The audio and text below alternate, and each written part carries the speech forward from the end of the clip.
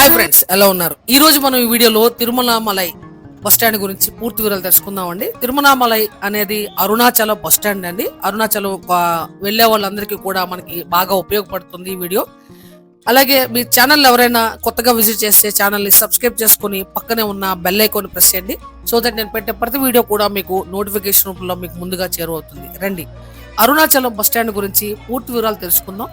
మనకి తెలుగు రాష్ట్రాల నుంచి ఎక్కువగా కూడా తిరుమలామలై అరుణాచలం వెళ్లేది ఎక్కువగా తెలుగు వాళ్ళ శాతం ఎక్కువగా ఉంటుందండి.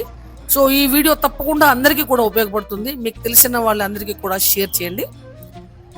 తిరుపతి నుంచి మనకి అరుణాచలం వెళ్ళడానికి 235 రూపాయలు ఛార్జ్ ఉంటుందండి. డిపెండ్స్ ఆన్ మీరు వెళ్ళే బస్సును బట్టి ఒక 5 to 20 రూపీస్ డిఫరెన్స్ ఉంటుందండి. సో సూపర్ లగ్జరీ అని అలాగా సో దాన్ని బట్టి ఒక 10 to 20 రూపీస్ మాత్రమే డిఫరెన్స్ ఉంటుంది. సో 235 రూపీస్కి అయితే మీకు బెస్ట్ బస్సెస్ మీకు ఫెసిలిటీ ఉంటుంది. సో మీకు ఇంటర్సిటీ మీకు కాబట్టి అరుణాచలం నుంచి మీకు ఏపీఎస్ఆర్టీసీ నుంచి బస్సెస్ ఉంటాయి. అలాగే మీకు తమిళనాడు బస్సెస్ ఉంటాయి. అలాగే మీకు కేఎస్ఆర్టీసీ కర్ణాటక బస్సెస్ కూడా మీకు అవైలబిలిటీలో ఉంటాయండి. సో మీకు ఏది మీకు సదుపాయంగా ఉంటే మీరు ఆ బస్ ఫెసిలిటీని మీరు ఆప్ట్ చేసుకుని అరుణాచలం దేవస్థానానికి చేరుకోవచ్చు. అరుణాచలం చేరుకున్న తర్వాత దేవస్థానానికి మీకు లెస్ దెన్ 2 నుంచి 3 కిలోమీటర్ లోపే ఉంటుందండి. అదే రైల్వే స్టేషన్ నుంచి అయితే మీకు లెస్ దెన్ ½ కిలోమీటర్ మాత్రమే ఉంటుంది.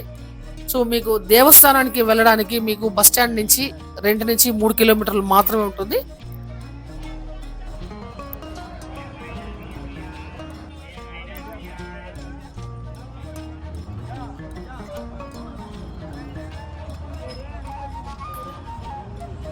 తమిళనాడులోని ఉన్న ఒక హిందూ తీర్థయాత్ర పట్టణం అండి. పవిత్రమైన అరుణాచల కొండ దిగువన విశాలమైన పురాతనమైన అరుణాచలేశ్వర ఆలయం ఉందండి. పశ్చిమాన మనకి ఎక్కువగా కూడా ఇక్కడ 1858లోని ఒక ఆనకట్ట కూడా తమిళనాడు రాష్ట్రంలో ఇక్కడి నుంచి మీకు దగ్గరలోనే మీకు చాలా అతి సమీపంలోనే ఉంటుంది. అలాగే మీకు అరుణాచలం కొండ చుట్టూ కూడా మీకు చాలా పొలాలు అన్నీ కూడా మీకు చాలా బాగుంటుందండి.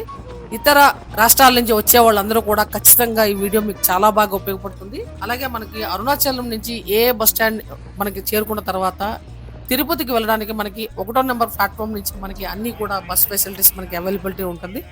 వన్స్ మీరు తిరుపతి చేరుకున్న తర్వాత మీరు అక్కడి నుంచి హైదరాబాద్కి కానీ విజయవాడకు కానీ విశాఖపట్నం కానీ ఎలా అయినా సరే మీకు ట్రైన్ ఫెసిలిటీ ఉంటుంది. అలాగే